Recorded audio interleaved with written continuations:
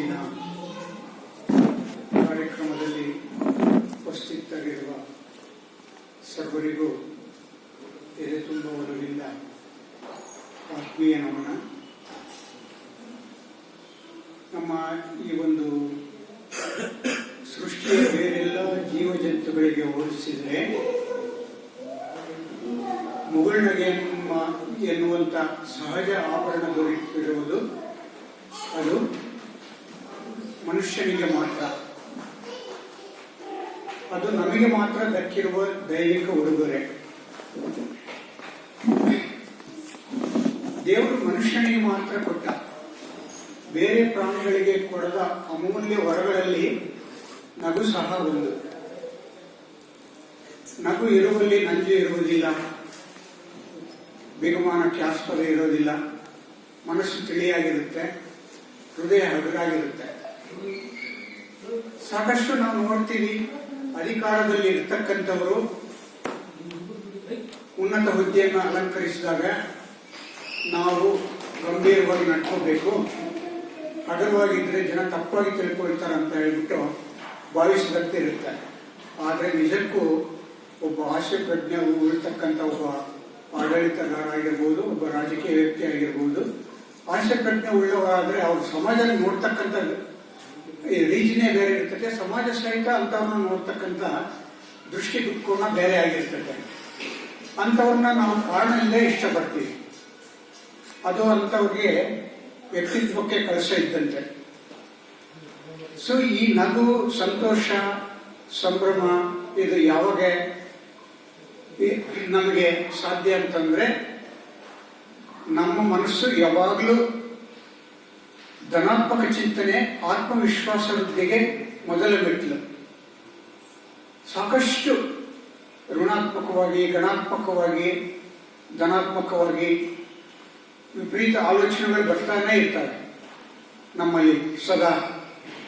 ಆದರೆ ನಮಗೆ ಹೆಚ್ಚು ಒತ್ತು ಕೊಡ್ತಕ್ಕಂಥದ್ದು ಧನಾತ್ಮಕವಾಗಿ ಇರ್ತಕ್ಕಂಥ ವಿಷಯಗಳ ಬಗ್ಗೆ ಮಾತ್ರ ನಾವು ಹೆಚ್ಚು ಒತ್ತನ್ನು ಕೊಟ್ಟರೆ ಅದರಿಂದ ನಾವು ಆರೋಗ್ಯವಂತರಾಗಿ ಇರ್ತೀವಿ. ಸಮಾಜದಲ್ಲಿ ಪ್ರತಿಯೊಂದನ್ನು ಪ್ರೀತಿಯಿಂದ ಕಾಣಲಿಕ್ಕೆ ಸಾಧ್ಯವಾಗ್ತದೆ. ಅದರಿಂದ ಬೇರೆ ಬೇರೆ ನಕಾರಾತ್ಮಕ ಚಿಂತನೆಗಳು, ಕ್ರಿಯೆಗಳು ನಮ್ಮಲ್ಲಿ ಸುಳಿಯೋದಿಲ್ಲ. ಸದಾ ಒಳಿತನ್ನ ಮಾಡು, ಒಳಿತಿನ ಫಲ ತಡವಾಗಿ ದಕ್ಕುವುದಂತೂ ನಿಶ್ಚಿತ. ಸೊ ಆ ದಿಶೆಯಲ್ಲಿ ನಮ್ಮನ್ನ ನಾವು ತೊಡಗಿಸ್ಕೊಳ್ಳಲಿಕ್ಕೆ ಸಾಧ್ಯವಾಗ್ತದೆ. ಈಗ ಸೃಷ್ಟಿ ಬೇರೆಲ್ಲ ಜೀವಜಂತುಗಳಿಗೆ ಹೋಲಿಸಿದರೆ ನಗುವನ್ನ ಸಹಜ ಆಭರಣ ಕೊಟ್ಟಿರ್ತಕ್ಕಂಥದ್ದು ಮನುಷ್ಯನಿಗೆ ಮಾತ್ರ ಅಂತ ಹೇಳಿದ್ನಲ್ಲ. ಇನ್ನೊಂದು ದೊಡ್ಡದು ಶಾಪ ಅಂದ್ರೆ ಬೇರೆ ಎಲ್ಲ ಜೀವಜಂತುಗಳಿಗೆ ಕೊಡದೆ ಮನುಷ್ಯನಿಗೆ ಕೊಟ್ಟಿರ್ತಕ್ಕಂಥ ಇನ್ನೊಂದು ಶಾಪವನ್ನು ಹೌದು. ಅದು ಏನಂದ್ರೆ ಆಸೆ. ಆಸೆ ನಿಂತ್ಬಿಟ್ಟೆನ. ಯಾವ ಪ್ರಾಣಿ ಪಕ್ಷಿಗಳು ಇನ್ನೂ ಬೇಕು, ಇನ್ನೂ ಮಾಡಬೇಕು, ಇನ್ನೂ ನನಗೆ ಇಷ್ಟು ಬೇಕು, ಅಷ್ಟು ಬೇಕು ಅಂತ ಯಾವ ಪ್ರಾಣಿ ಪಕ್ಷಿಗಳು ಯಾವ ಬಯಸೋದಿಲ್ಲ. ಅದು ಒಬ್ಬ ಮನುಷ್ಯನ ಬಿಟ್ರೆ ಮನುಷ್ಯ ಮಾತ್ರ ಇನ್ನಿಷ್ಟು ಬೇಕು, ಮತ್ತಿಷ್ಟು ಬೇಕು, ಇನ್ನೂ ಇಷ್ಟ ಆಗ್ಬೇಕು ಅಂತಕ್ಕಂಥ ಹಂಬಲಿಸ್ತಾ ಇರ್ತಾನೆ. ಅದರಿಂದನೇ ಖಂಡಿತ ಅವನು ಸಂತೋಷವಾಗಿ, ಪ್ರಶಾಂತವಾಗಿ, ಖುಷಿಯಾಗಿ ಇರಲಿಕ್ಕೆ ಸಾಧ್ಯ ಆಗೋದು ಇಲ್ಲ. ಸುರೇಶ್ವರಾಚಾರ್ಯ ಎಂಬ ಒಬ್ಬ ಸಂತ ಶಂಕರಾಚಾರ್ಯರ ಶಿಷ್ಯಂದ್ರು ಎಲ್ಲ ಬಿಟ್ಟು ನೀನು ಮುಂದೆ ಹೋಗು, ಆನಂದ ನಿನ್ನನ್ನು ಹಿಂಬಾಲಿಸುತ್ತೆ ಅಂತ ಹೇಳ್ತಾರೆ. ಆದ್ರೆ ಆ ಒಂದು ಪರಿಸ್ಥಿತಿ ಬರಬೇಕಂದ್ರೆ ದೈವಿಕ ಅಂಶಗಳು, ದೈವಿಕ ಗುಣಗಳನ್ನು ಹೊಂದಿರಬೇಕು.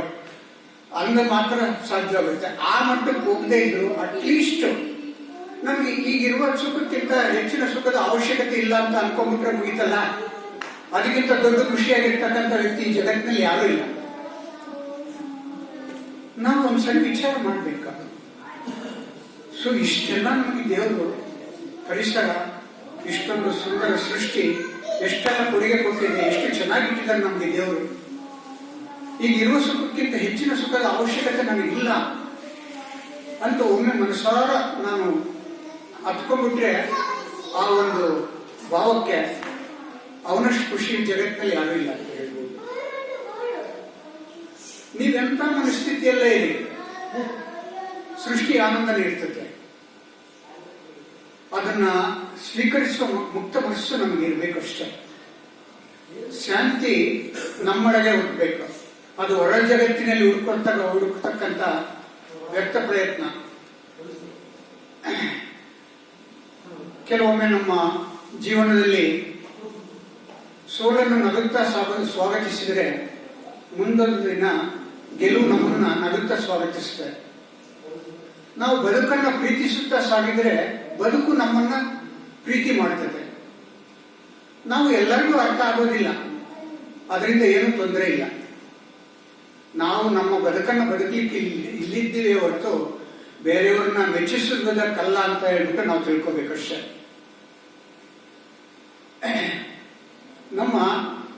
ನಮ್ಮೆಲ್ಲ ಅಸಂತೋಷಗಳಿಗೆ ಪರಿಸ್ಥಿತಿಗಳೇ ಮುಖ್ಯ ಕಾರಣ ಆಗಿರುವುದಿಲ್ಲ.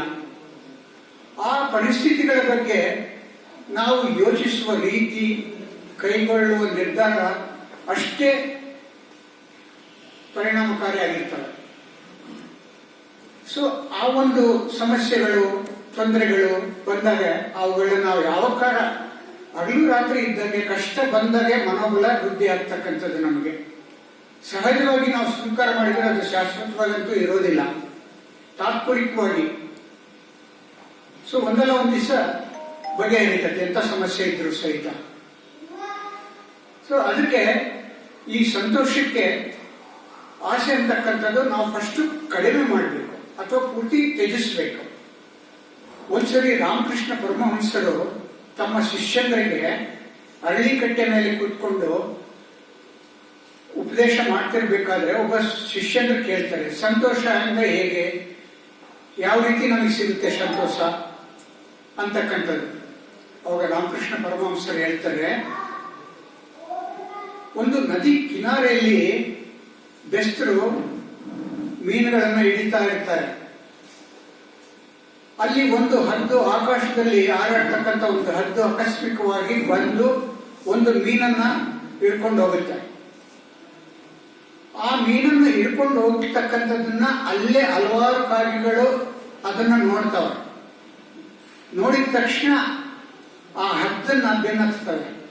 ಆಕಾಶದ ಉದ್ದಗಲಕ್ಕೂ ಹಿಂದು ಮುಂದೆ ಬೆನ್ನಟ್ಟಿ ಅಟ್ಟಿಸ್ಕೊಂಡು ಹೋಗ್ತವೆ, ಬಿಡೋದೇ ಇಲ್ಲ ಆ ಮೀನಿನ ಸಲುವಾಗಿ. ಆದ್ರೆ ಗಾಬರಿಗೊಂಡು ಅದು ಹದ್ದು ತನ್ನ ಬಾಯಲ್ಲಿರ್ತಕ್ಕಂಥ ಮೀನನ್ನ ಕೆಳಗೆ ಬಿಟ್ಬಿಡುತ್ತೆ. ಅವಾಗ ಹದ್ದನ್ನ ಹಿಂಬಾಲಿಸೋದು ಬಿಟ್ಟು ಕಾಗೆಗಳು ಆ ಮೀನಿನ ಕಡೆ ಹೋಗ್ತವೆ. ಅವಾಗ ಹದ್ದು ನಿಟ್ಟುಸಿದು ಬಿಡುತ್ತೆ. ಅಬ್ಬಾ, ಇವಾಗ ನನಗೆ ಶಾಂತಿ ಸಿಕ್ತು ನೋಡು, ಈ ಹಾಳಾದ ಮೀನಿನಿಂದ ನನ್ನ ನೆಮ್ಮದಿ ಕೆಡಿಸ್ಕೊಂಡಿದ್ದೆ, ಈಗ ನನಗೆ ನಿರಳ ಆಯಿತು ಅಂತ ನಿಟ್ಟುಸಿದು ಬಿಡ್ತದೆ.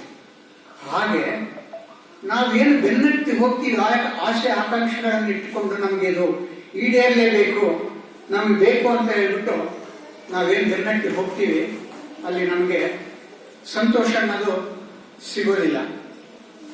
ಅದಕ್ಕೆ ಹಂಚಿಕೋ ಇರುವಷ್ಟು, ನಕ್ಕು ಬಿಡುವಾದಷ್ಟು, ಬಂದಷ್ಟು ಸಾಕನ್ನುತ್ತಾ ನಿರಾಳವಾಗಿ ಇದ್ದು ಬಿಡು ನೀನು. ಎಷ್ಟೆಷ್ಟು ಸಂಗ್ರಹವೋ ಪೇಚಾಟ ಅಷ್ಟಷ್ಟು, ಬಹಳ ಅಂದ್ರೆ ಇಷ್ಟಿಷ್ಟೇ. ಈ ಅರ್ಥವನ್ನು ನಾವು ಮೊದಲು ಕಾಣಬೇಕು.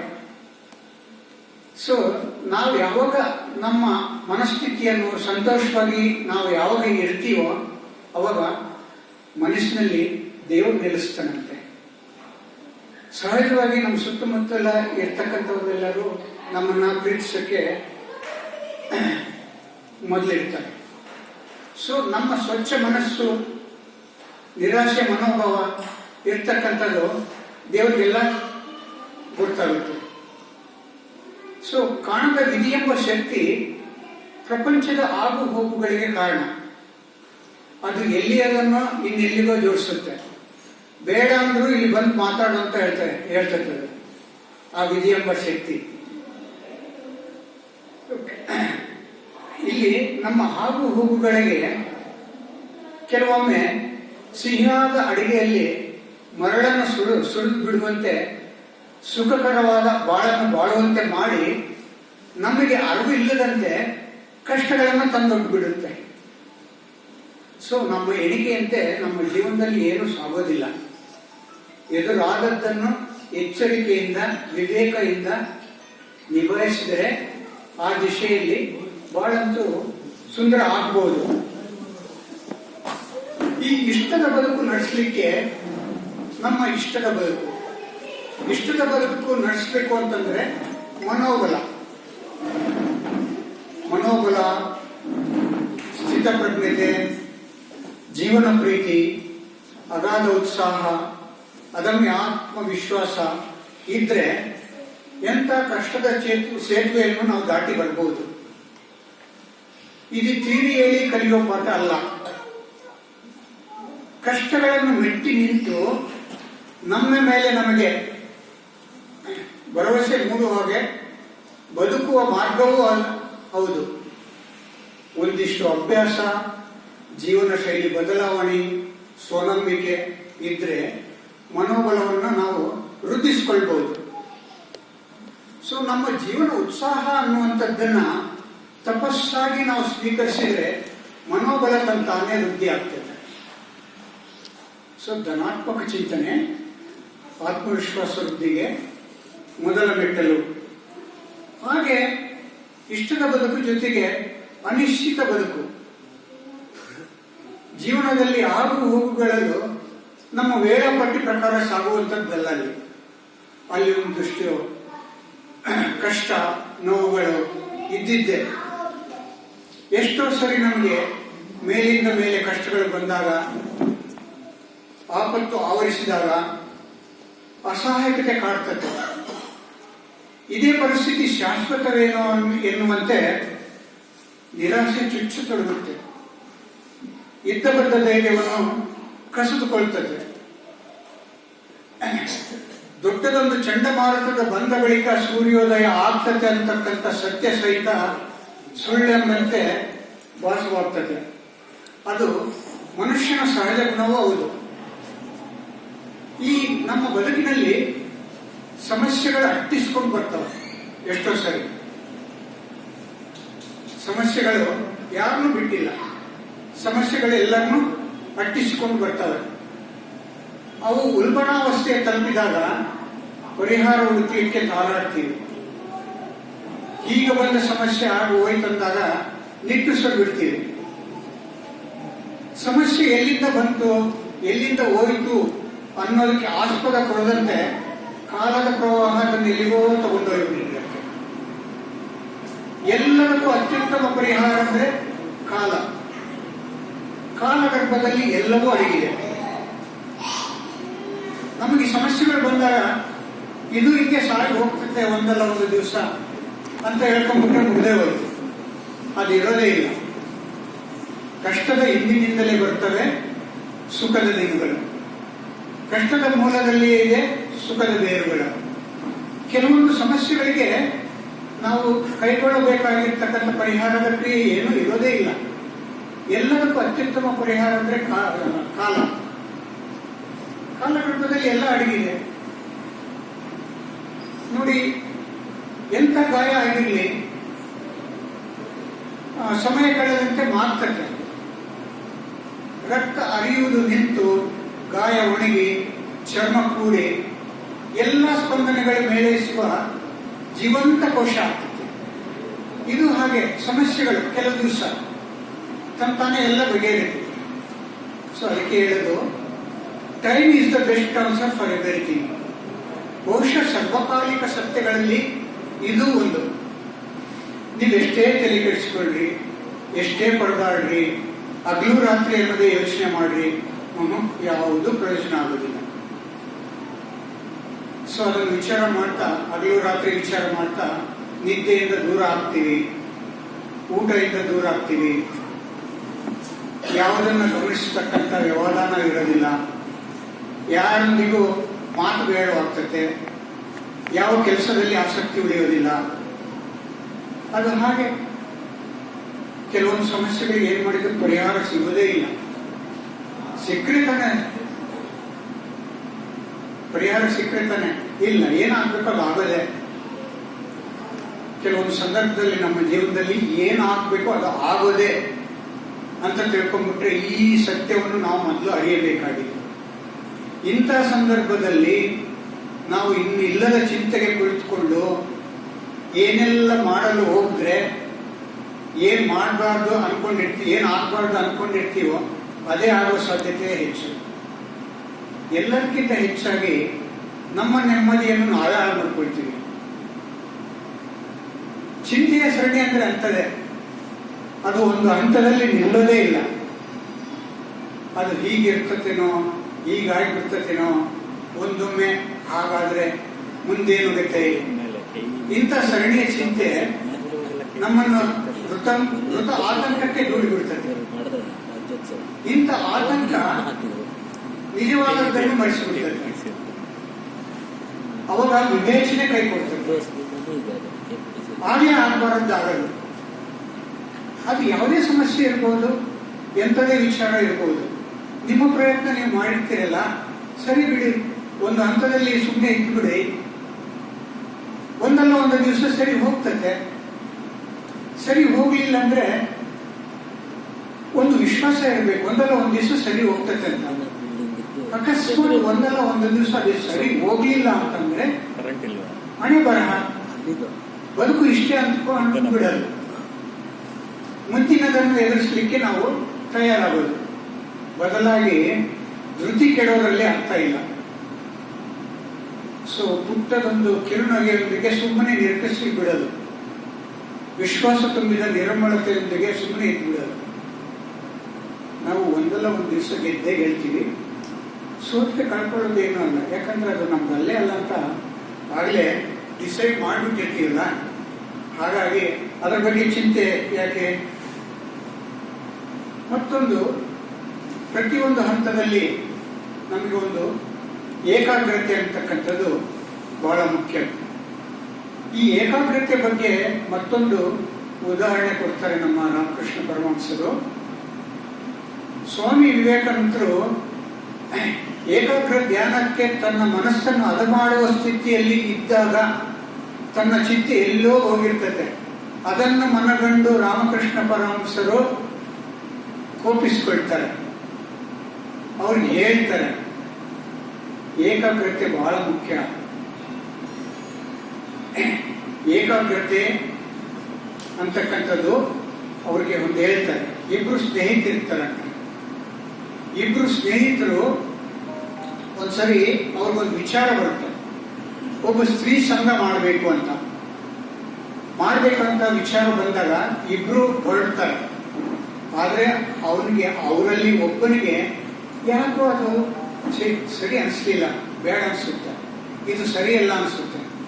ಅವನ ಸ್ನೇಹಿತನಿಗೆ ಹೇಳ್ತಾನೆ, ಇದು ಯಾಕೋ ನನಗೆ ಸರಿ ಅನಿಸ್ತಾ ಇಲ್ಲ, ನಾನು ದೇವಸ್ಥಾನಕ್ಕೆ ಹೋಗಿ ಪುರಾಣ ಕೇಳ್ತೀನಿ, ನಾನು ಬರೋದಿಲ್ಲಪ್ಪ ಅಂತ ಹೇಳ್ತೇನೆ. ಸರಿ ಅಂತ ಇವನೇನೋ ಪುರಾಣಕ್ಕೆ ಹೋದ, ದೇವಸ್ಥಾನಕ್ಕೆ ಹೋದ. ದೇವಸ್ಥಾನದಲ್ಲಿ ಹೋದ್ಮೇಲೆ ಪುರಾಣ ಕೇಳಬೇಕಲ್ಲ, ಕೇಳೋದನ್ನು ಬಿಟ್ಟ. ತನ್ನ ಸ್ನೇಹಿತನ ಬಗ್ಗೆ, ನಾನು ಈ ದೊಡ್ಡ ಪುರಾಣ ಕೇಳಕ್ ಬಂದಲ್ಲ, ನನ್ನ ಸ್ನೇಹಿತ ಎಷ್ಟು ಮಸ್ತು ಮಜಾ ಮಾಡ್ತಿರ್ಬೋದು, ನಾನು ಯಾಕಾದ್ರೂ ಈ ದೊಡ್ಡ ಪುರಾಣ ಕೇಳಕ್ ಬಂದೆ ಅಂತ ಹೇಳ್ಬಿಟ್ಟು ಇವನ್ ಮನಸ್ಸೆಲ್ಲ ಆ ಸ್ನೇಹಿತನ ಕಡೆ, ಆ ಸ್ತ್ರೀಯ ಕಡೆ, ಅವನ ಮನಸ್ಸಿಲ್ಲ. ಸೊ ಇಲ್ಲೇನು ಈ ಸ್ನೇಹಿತ ಇನ್ನೊಬ್ಬನಿದಲ್ಲ, ಸ್ತ್ರೀ ಸಂಘ ಮಾಡ್ಲಿಕ್ಕಂತ ಹೋಗಿರ್ತಕ್ಕಂಥವನು, ನಾನು ಎಂತ ಕೆಟ್ಟ ಕೆಲಸ ಮಾಡ್ತಾ ಇದ್ದೀನಿ, ನನ್ನ ಸ್ನೇಹಿತಿಗೆ ಎಂತ ಪುಣ್ಯ ಬಂದಿರ್ಬೋದು, ಪುಣ್ಯ ಬರುತ್ತೆ, ಲಭಿಸುತ್ತೆ, ಅವನ ಜೊತೆನೆ ನಾನು ಹೋಗ್ಬೇಕಾಗಿತ್ತು, ನಾನು ಯಾಕಾದ್ರೂ ಇಲ್ಲಿ ಬಂದೆ ಅಂತ ಅವನಿಗೊಂದು ಪಾಪ ಪ್ರಜ್ಞೆ ಕಾಡ್ತಾ ಇರ್ತದೆ. ಸೊ ಇಲ್ಲಿ ಇವನಿಗೂ ನೆಮ್ಮದಿ ಇಲ್ಲ, ಅಲ್ಲಿ ಅವನಿಗೂ ನೆಮ್ಮದಿ ಇಲ್ಲ. ಸೊ ಈಗ ಏಕಾಗ್ರತೆ ಇಲ್ಲದೆ ಇರ್ತಕ್ಕಂಥ ಮನಸ್ಸು ಯಾವತ್ತು ಗೊಂದಲಮಯವಾಗಿರ್ತಕ್ಕಂಥದ್ದು ಸರಿಯಲ್ಲ. ನಾವು ಯಾವುದೇ ಒಂದು ಕೆಲಸ ಮಾಡಿದ್ರು ಸಹಿತ ನಾವು ಏಕಾಗ್ರತೆಯನ್ನು ಹೊಂದಿರಬೇಕು ಅಂತಕ್ಕಂಥದ್ದು ಬಹಳ ಸೊಗಸಾಗಿ ವಿವರಣೆ ನಮ್ಮ ರಾಮಕೃಷ್ಣ ಪರಮಹಂಸರು ತಿಳಿಸಿ ಹೇಳ್ತಾರೆ. ಏಕಾಗ್ರತೆ, ಮನೋಬಲ ವೃದ್ಧಿ, ಆತ್ಮವಿಶ್ವಾಸ ಇದ್ರೆ ನಮ್ಮ ಒಂದು ಇದನ್ನ ಸಾಧಿಸ್ಬೋದು, ಏನಾದರೂ ಸಾಧಿಸ್ಬೋದು. ಅದಿಲ್ಲ ಅಂದ್ರೆ ಏನು ವೃಥ ಕಾಲಹರಣ ಆಗೋದು ಬಿಟ್ರೆ ಮತ್ತೇನೂ ಆಗೋದಿಲ್ಲ.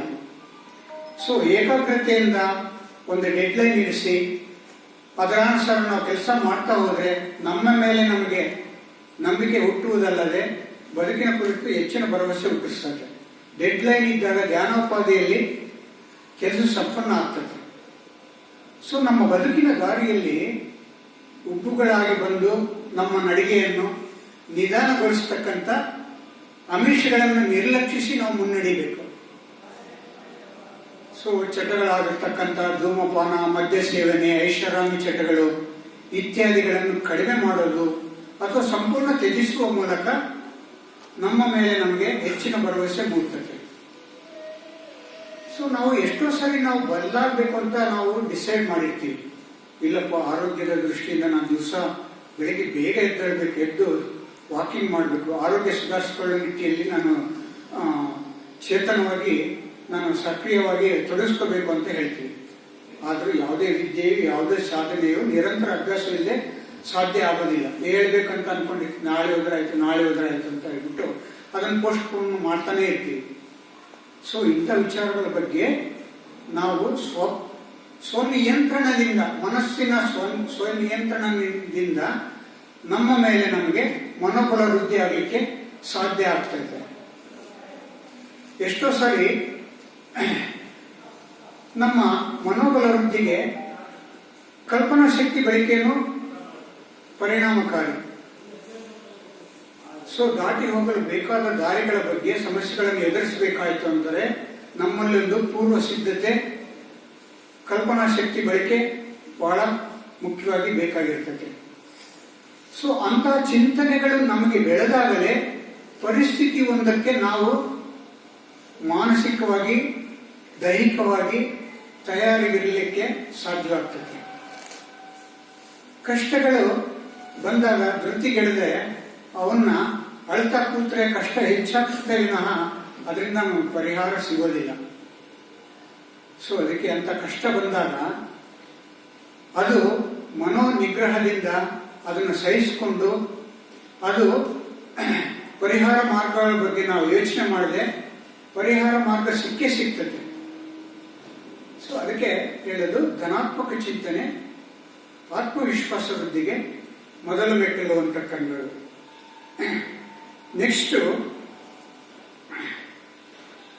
ನಮ್ಮ ಒಂದು ಪ್ರೀತಿ, ಒಲವು ಅಂತಕ್ಕಂಥದ್ದು ಬಹಳ ಮುಖ್ಯ.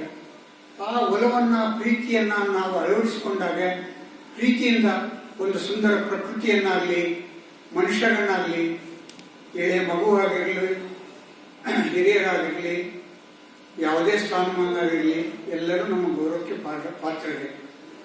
ಸೊ ಅವರನ್ನ ಸಮಾನವಾಗಿ ಪ್ರೀತಿಯಿಂದ ನಾವು ಕಂಡಲ್ಲಿ ನಮ್ಮ ಆತ್ಮದಲ್ಲಿ ದೇವರು ನಿಲ್ಲಿಸ್ತಾನೆ. ಸೊ ಅದಕ್ಕೆ ಹೇಳೋದು ಒಲವೇ ಹರ್ಷದ ರಾಗ, ಅನುರಾಗ ಹಣತೆಯಲ್ಲಿ ಇದೇ ಬೆಳಕು ಸಾಮ್ರಾಜ್ಯ, ನಡಿ ಮುಂದೆ ಉತ್ತರದ ದಾರಿ ಅನುಸರಿಸಿ, ಬಳಸಿಕೋ ನೀ ಇದಕ್ಕದಕ ಎಲ್ಲದಕ್ಕೆ. ಒಲವೇ ಜೀವನ ಸಾರ, ಒಲವೇ ಬದುಕಿನ ಸ್ಫೂರ್ತಿ, ಒಲವಿನ ದಾರಿಯಲ್ಲಿ ನೆಮ್ಮದಿ ದೀಪ, ನಂದಾದೀಪ. ಒಲವೇ ಸಂತಸದ, ನಾವೇ ಸಫಲತೆಗೆ ದಾರಿ ಇದು. ಎದೆ ತುಂಬ ಒಲವಿರಲಿ, ಪ್ರೀತಿ ಸೆಲೆ ಇರುವಲ್ಲಿ ಹಸಿರು ಪರಿಸರ ಸಹಜ. ಎದೆ ತುಂಬ ಒಲವಿರಲಿ, ಆ ಪ್ರೀತಿ ದನಿ ತುಂಬಿದರೆ ಮುರಳಿನಾದದ ಹೊನಲು. ಸೊಗಸು ತುಂಬುವ ಶಕ್ತಿ ಇದಕ್ಕೆ ಇದೆ. ಅದಕ್ಕೆ ಬಾಳು ಸುಖ ಸಂಗೀತ, ಸಂಗೀತ ಸುಖ ಮೂಲ, ಸಮರಸದ ಸಂಗೀತ.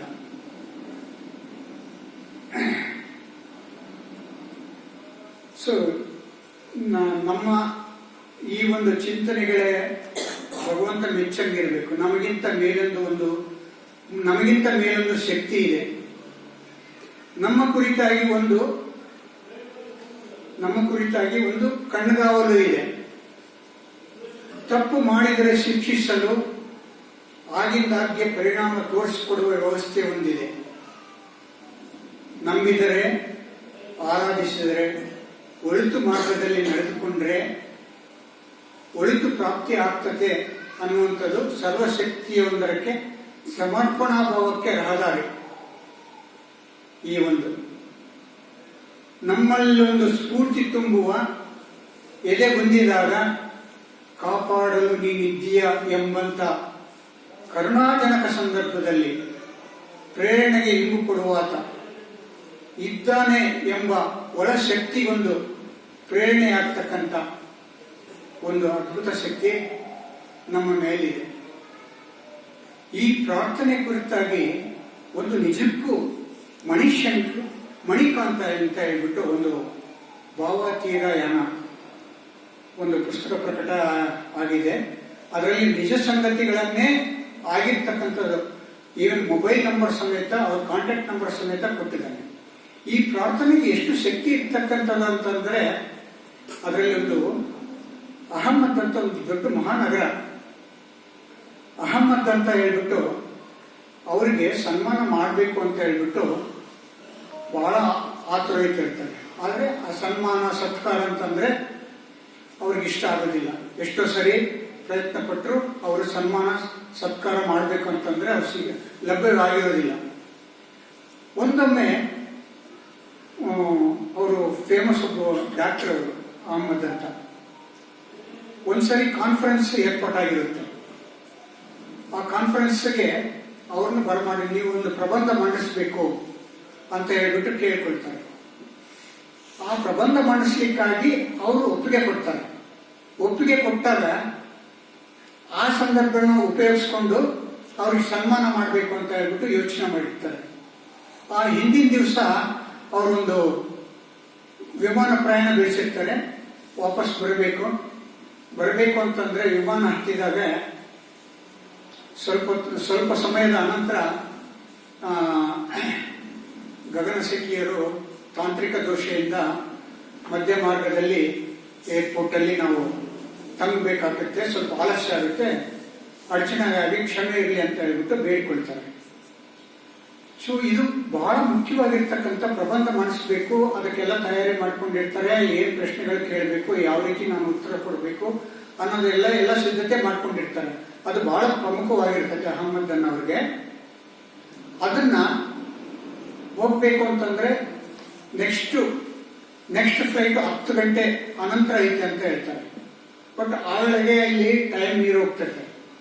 ಅದಕ್ಕೆ ಅವನು ಪರದಾಡ್ತಾನೆ, ಇಲ್ಲಿ ನಾನು ಅರ್ಜೆಂಟ್ ಆಗಿ ಹೋಗ್ಬೇಕಾಗಿದೆ ಇಂಥ ನಗರಕ್ಕೆ, ನಾನು ಇಲ್ಲಿಂದ ಯಾವ್ದಾದ್ರು ನನಗೆ ಬೇರೆ ಫ್ಲೈಟ್ ಐತಂದ್ರೆ 10 ಗಂಟೆವರೆಗೂ ಯಾವುದು ಫ್ಲೈಟ್ ಇಲ್ಲ ಅಂತ ಹೇಳ್ತಾರೆ. ಸರಿ, ಹಾಗಾದ್ರೆ ನನಗೆ ಟ್ಯಾಕ್ಸಿ ಬೇಕಾಗಿತ್ತು, ಟ್ಯಾಕ್ಸಿ ಸಹಿತ ಇವತ್ತೆಲ್ಲ ಸ್ಟ್ರೈಕ್ ಮಾಡಿದ್ದಾರೆ, ಯಾರು ಬರೋದಿಲ್ಲ.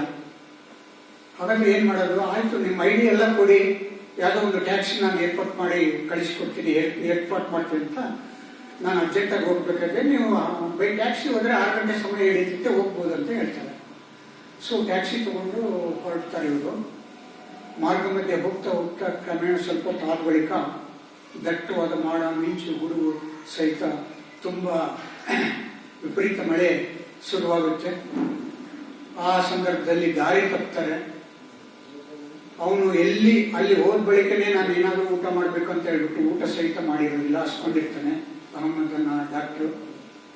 ಸೊ ಅಲ್ಲಿ ಹತ್ರದಲ್ಲಿ ಹೆದ್ದಾರಿಯಲ್ಲಿ ಏನಾದರೂ ಕಾಣ್ತತೆ ನಾವು ನೋಡ್ಬೇಕು ಅಂತ ಹೇಳ್ಬಿಟ್ಟು ನೋಡ್ತಾರೆ. ಒಂದು ಮನೆ ಕಾಣಿಸುತ್ತೆ ರಸ್ತೆ ಪಕ್ಕಕ್ಕೆ. ಸೊ ಇವ್ರು ಹೋಗ್ತಾರೆ, ಅಹಮ್ಮದನವರು ಹೋಗ್ಬಿಟ್ಟು ಕೇಳ್ತಾರೆ, ಒಂದು ಫೋನ್ ಮಾಡ್ಬೇಕಮ್ಮ, ಸೌಲಭ್ಯ ಇದೆಯಾ? ಅವಾಗೆಲ್ಲ ಮೊಬೈಲ್ ಫೋನ್ ಇದೆಲ್ಲ ಇರಲಿಲ್ಲ. ಫೋನ್ ಮಾಡಬೇಕು ಅಂತ ಕೇಳಿದಾಗ ಅಷ್ಟೊಂದು ಅಜ್ಜಿ ಬರ್ತದೆ ಹೊರಗೆ, ಅಷ್ಟೊಂದು ಸ್ಥಿತಿವಂತರಂತೂ ನಾವಲ್ಲ. ಬಟ್ ನಾನು ಬರ್ರಿ ಒಳಗೆ ಬರ್ರಿ, ಮಳೆ ಬರ್ತಾ ಇದೆ, ಒಳಗೆ ಬರ್ರಿ ಅಂತ ಉಪಚಾರ ಮಾಡಿ ಆತಿಥ್ಯ ಸ್ವೀಕಾರ ಮಾಡ್ಬರ್ರಿ ಅಂತ ಹೇಳ್ಬಿಟ್ಟು ಒಳಗೆ ಕರೀತಾರೆ. ಅಜ್ಜಿ ಒಳಗೆ ಕರೀತಾರೆ, ಒಳಗೆ ಕೂರ್ತಾರೆ. ಸೊ ನಮ್ಮ ಕರೆಂಟ್ ಸೌಲಭ್ಯ ಆಗಲಿ, ಫೋನಿನ ಸೌಲಭ್ಯ ಆಗಲಿ ನಮ್ಗೆ ಯಾವುದೂ ಇಲ್ಲ. ನೀವು ಮಳೆ ಬರ್ತಾ ಇದೆ, ಥಂಡಿ ಇದೆ, ಸೊ ನಿಮಗೆ ಸ್ವಲ್ಪ ಏನಾದರೂ ಅಲ್ಪ ಉಪಹಾರ ಕೊಡ್ತೀನಿ, ಕಾಫಿ ಕೊಡ್ತೀನಿ, ತಗೊಳ್ಳಿ, ಸ್ವೀಕಾರ ಮಾಡ್ರಿ ಅಂತ ಹೇಳ್ಬಿಟ್ಟು ಹೋಗಿ ತಿಂಡಿ ಕಾಫಿ ತಂದು ಕೊಡ್ತಾರೆ, ಸ್ವೀಕಾರ ಮಾಡ್ತಾರೆ, ಕುಡಿತಾ ನೀವು ಕೂತಿರ್ರಿ, ನಾನು ಸ್ವಲ್ಪ ಹೋಗ್ಬಿಟ್ಟು ಪ್ರಾರ್ಥನೆ ಸಲ್ಲಿಸಿ ಬರ್ತೀನಿ ಅಂತ ಹೇಳ್ಬಿಟ್ಟು ಒಂದು ಮೂಲೆಯಲ್ಲಿ ದೇವಸ್ಥಾನ ಮೂಲೆಯಲ್ಲಿ ಹೋಗಿ ಪ್ರಾರ್ಥನೆ ಮಾಡ್ತಾ ಕೂರ್ತಾಳೆ. ತುಂಬ ಎಷ್ಟೊತ್ತಾದರೂ ಬರಲಿಲ್ಲ ಇವರು. ಮತ್ತೆ ಇವ್ರು ಎದ್ದೋಗಿ ನೋಡ್ತಾರೆ, ಒಂದು ಮೂಲೆಯಲ್ಲೇ ಒಂದು ತೊಟ್ಲ ಇರುತ್ತೆ, ತೊಟ್ಲಲ್ಲಿ ಒಂದು ಸಣ್ಣ ಮಗು ಮಲಗಿರ್ತದೆ. ಮತ್ತೆ ಇವರು ಅಲ್ಲಿ ಹೋಗ್ಬಿಟ್ಟು ಅಜ್ಜಿನ ಗಮನಿಸ್ತಾರೆ. ಅಜ್ಜಿ ಕಣ್ಣಲ್ಲಿ ನೀರು ಬರ್ತಾ ಇರ್ತಾರೆ. ಏನೋ ತುಂಬಾ ತೊಂದರೆ ಇರಬೇಕು ಅಜ್ಜಿಗೆ, ಏನಾದರೂ ಇವ್ರು ಕಷ್ಟದಲ್ಲಿದ್ದಾರೆ, ಇವ್ರಿಗೆ ಏನೋ ಸಹಾಯ ಮಾಡಬೇಕು ಅಂತ ವಿಚಾರ ಮಾಡ್ತಾರೆ. ಪ್ರಾರ್ಥನೆ ಮುಗಿಸ್ಕೊಂಡು ಬಂದ ಬಳಿಕ ಕೇಳ್ತಾರೆ, ಏನು ಅಜ್ಜಿ ಯಾಕೆ ತುಂಬಾ ಅಳ್ತಾ ಇದ್ದೀರಲ್ಲ, ಏನಾಗಿದೆ ನಿಮ್ಗೆ ಅಂತ ಹೇಳ್ಬಿಟ್ಟು ಕೇಳಿದಾಗೆ ಆ ಅಜ್ಜಿ ಹೇಳ್ತಾರೆ, ದೇವರು ನನ್ನ ಜೀವನದಲ್ಲಿ ಎಲ್ಲಾ ಪ್ರಾರ್ಥನೆಗಳನ್ನು ಈಡೇರಿಸಿದ್ದಾನೆ, ಒಂದು ಮಾತ್ರ ಉಳಿಸಿದ್ದಾನೆ. ಆ ಮಗು ಇದೆಯಲ್ಲ, ಆ ಮಗು ತಂದೆ ತಾಯಿ 4 ತಿಂಗಳ ಹಿಂದೆ ರಸ್ತೆ ಅಪಘಾತದಲ್ಲಿ ತೀರ್ಕೊಂಡ್ರು. ಆ ಮಗುಗೆ ದಿಕ್ಕು ಅಂತ ಇರ್ತಕ್ಕಂಥದ್ದು ನಾನೊಬ್ಳೆ. ಆದ್ರೆ ಆ ಮಗುಗೆ ಕ್ಯಾನ್ಸರ್ ಅಂತಕ್ಕಂಥ ಒಂದು ಕಾಯಿಲೆ ಇದೆ. ಆ ಕಾಯಿಲೆನ ವಾಸಿ ಮಾಡಬೇಕು ಅಂತಂದ್ರೆ ಎಲ್ಲ ದೂರದಲ್ಲಿ ಇದ್ದಾರಂತೆ ಡಾಕ್ಟರ್ ಅಹಮ್ಮದ್ ಅಂತ. ಅವ್ರಿಗೆ ನಾನು ಕಾಣಬೇಕಾಗಿದೆ, ಆ ದೇವ್ರು ಯಾವತ್ತೂ ಕರ್ಕೊಂಡು ಹೋಗ್ತಾನೆ ನನಗೆ ಗೊತ್ತಿಲ್ಲ, ಅದಕ್ಕೆ ಪ್ರಾರ್ಥನೆ ಮಾಡ್ತೀನಿ ಅಂತ ಹೇಳ್ತಾನೆ. ಅವಾಗ ಆ ಅಹಮ್ಮದನ್ನವನಿಗೆ ಮೈ ಜುಮ್ ಅನ್ನುತ್ತೆ. ಆ ಅಹಮ್ಮದ್ ನಾನೇ ಬನ್ರಿ, ನಾನು ಕರ್ಕೊಂಡು ಹೋಗ್ತೀನಿ ಅಂತ ಹೇಳ್ಬಿಟ್ಟು ಚಿಕಿತ್ಸೆ ಕೊಡ್ಬೇಕು ಉಚಿತವಾಗಿ. ಅಜ್ಜಿನ ನೀನು ತಯಾರಾಗ ಅಜ್ಜಿ, ನಾನೇ ಅಂತ ಹೇಳ್ಬಿಟ್ಟು ಅವ್ನಿಗೆ ಅದ್ಭುತವಾದ ಶಕ್ತಿ ಏನಪ್ಪ ಇದು ಅಂತ ಹೇಳ್ಬಿಟ್ಟು ಆ ಫ್ಲೈಟ್ ತಾಂತ್ರಿಕ ದೋಷದಿಂದ ಮಿಸ್ ಆಗಲಿಕ್ಕೆ, ದಾರಿ ತಪ್ಪೋದಕ್ಕೆ ಬಂದು ಸೀದಾ ಅವ್ರ ಮನೆಗೆ ಬರಬೇಕು ಅಂತಂದ್ರೆ ಈ ಪ್ರಾರ್ಥನೆಗೆ ಅಷ್ಟೊಂದು ಶಕ್ತಿ ಇದೆ ಅನ್ನುವಂಥದ್ದು ಅಲ್ಲಿ ಗೋಚರವಾಗ್ತದೆ. ಸೊ 5 ನಿಮಿಷ. ಓಕೆ, ಅದಕ್ಕೆ ಈ ಪ್ರಾರ್ಥನೆಗೆ, ಆ ಪ್ರಾರ್ಥನೆಯಿಂದ ಎಷ್ಟು ಶಕ್ತಿಯುತವಾಗಿರ್ತಕ್ಕಂಥ ಒಂದು ಇದೆ ಅಂತಂದ್ರೆ, ಒಂದು ಸಣ್ಣ ಘಟನೆ ನನ್ನ ಜೀವನದಲ್ಲೇ ನಡೆದಿರ್ತಕ್ಕಂಥದ್ದು ಒಂದು ಹೇಳಿರ್ತೀನಿ. ನಾನು ಸುಮಾರು 10-12 ವರ್ಷ ವಯಸ್ಸಿನವರಿದ್ದಾಗ ಬರೇ ಒಂದು 5ನೇ ಕ್ಲಾಸ್ವರೆಗೂ ನಮ್ಮೂರಲ್ಲಿ ವ್ಯಾಸಂಗ ಮಾಡ್ಲಿಕ್ಕೆ ಅವಕಾಶ ಇತ್ತು. ಚಿಕ್ಕ ಹಳ್ಳಿ, ಆ ಹಳ್ಳಿಯಲ್ಲಿ 5ನೇ ಕ್ಲಾಸ್ವರೆಗೂ ಅಷ್ಟೇ. ಬಟ್ ಅದೇನೋ ಗೊತ್ತಿಲ್ಲ, ನಮ್ಮೂರು ದೇವಸ್ಥಾನ, ಆಂಜನೇಯ ಸ್ವಾಮಿ ದೇವಸ್ಥಾನ. ಆ ದೇವಸ್ಥಾನದಲ್ಲಿ ಪ್ರತಿ ದಿವಸ ಕಸ ಗುಡಿಸೋದು, ನೆಲ ಒರೆಸೋದು, ತೋಟದಲ್ಲಿ ಪ್ರತಿಯೊಂದು ತೋಟಕ್ಕೆ ಹೋಗಿ ಹೂವು ಹರ್ಕೊಂಡ್ಬಂದು ಹೂವಿಗೆ ಕೊಡೋದು, ರಾತ್ರಿ ಅಲ್ಲೇ ಮಲಗೋದು, ಭಜನೆ ಮಾಡೋದು, ಇಷ್ಟೊಂದು ಸೇವೆಯಲ್ಲಿ ನಾನು ತೊಡಗಿಸ್ಕೊಂಡ್ಬಿಟ್ಟಿದ್ದೆ. ಅಂದ್ರೆ ಮನೇಲಿ ಮಲಗಂದ್ರೆ ಮಲಗ್ತಿರ್ಲಿಲ್ಲ, ದಿವಸ ಭಜನೆ ಮಾಡ್ತಿದ್ದೆ, ದಿವಸ ದೇವಸ್ಥಾನಕ್ಕೆ ಹೋಗ್ತಿದ್ದೆ, ಅಲ್ಲೇ ಮಲಗ್ತಿದ್ದೆ. ಆ ಒಂದು ಆಧ್ಯಾತ್ಮ ದೃಷ್ಟಿಯಿಂದ ಅದೊಂದು ಪ್ರೀತಮ ಸಿಕ್ಕಾಪಟ್ಟೆ. ಅಲ್ಲೊಂದು ಅರಳಿ ಮರ, ಬೇವಿನ ಮರ, ಸಿಕ್ಕಾಪಟ್ಟೆ ತುಂಬಾ ದೊಡ್ಡ ದೊಡ್ಡ ವೃಕ್ಷಗಳಿದ್ವು. ಆ ಕಾಲದಲ್ಲಿ ನಾವು ಚಿಕ್ಕವರಿದ್ದಾಗ ಈಗೆಲ್ಲ ಗೂಬೆ ಅಂದ್ರೆ ಎಲ್ಲಿ ಕಾಣ್ತಾ ಇಲ್ಲ. ಆ ಗೂಬೆಗಳು ವಿಚಿತ್ರವಾಗಿ ಕೆಟ್ಟದಾಗಿ ಕೂಗಿದ್ರೆ ಅಲ್ಲಿ ಬಹಳ ಎದುರ್ತಿದ್ವಿ ನಾವು. ಅಲ್ಲಿ ಇನ್ನೊಂದೇನಂದ್ರೆ ನಮ್ಮ ವಯಸ್ಸಿನ ಅಲ್ಲಿ ದೇವಸ್ಥಾನದಾಗೆ ಆ ಗಿಡದಾಗೆ ದೆವ್ವ ಐತೆ ಅಂತ ಹೇಳ್ತಾ ಇರ್ತಕ್ಕಂಥದ್ದು. ಸೊ ಒಂದು ಸಂದರ್ಭದಲ್ಲಿ ಮಧ್ಯ ರಾತ್ರಿ ಎಚ್ಚರ ಆಗೈತೆ, ಒಂದಕ್ಕೆ ಹೋಗ್ಬೇಕಾಗಿದೆ. ಬಟ್ ಯಾರು ಅಲ್ಲಿ ಸ್ವಲ್ಪ ಅಲ್ಲಿಬ್ರು ಇಲ್ಲೊಬ್ರು ಮಲಗಿರ್ತಿದ್ರು. ಯಾರು ಎದ್ದೋದ್ರೆ ಅವ್ರ ಜೊತೆ ಹೋಗ್ಬೋದು, ಇಲ್ಲ ದೆವ್ವ ಐತೆ ಏನಾದ್ರೂ ಮಾಡಿಬಿಟ್ಟಿದಂತ ಹೆದರಿಕೆ. ಸೊ ಹೋಗ್ಲಿಲ್ಲ. ಸೊ ಯಾವಾಗ ಎದ್ದೋಳ್ತಾರೆ, ಯಾವಾಗ ಆಗುತ್ತೋ, ಯಾವಾಗ ನೋಡ್ತಾ ಇದ್ದೀನಿ. ಅಷ್ಟರಲ್ಲಿ ಒಬ್ರು ಅಜ್ಜ ಕೋಲು ಹುರ್ಕೊಂಡು ಟಕ್ ಟಕ್ ಟಕ್ ಅಂತ ಕೋಲು ಹುರ್ಕೊಂತ ಹೋದ. ಸೊ ಯಾರೋ ಹೋಗ್ತಾ ಇದ್ದಾರೆ, ಅವನ ಜೊತೆ ಹೋಗ್ಬಿಡೋಣ ಅಂತ ಹೇಳ್ಬಿಟ್ಟು ಪಟ್ನ ಅವರಿಂದ ಹೋದೆ. ಹೋಗಿ ನೇಚರ್ ಕಾಲ್ ಮುಗಿಸ್ಕೊಂಡು ನೋಡ್ತೀನಿ, ಅವ್ರು ಕಾಣ್ತಾನೆ ಇಲ್ಲ.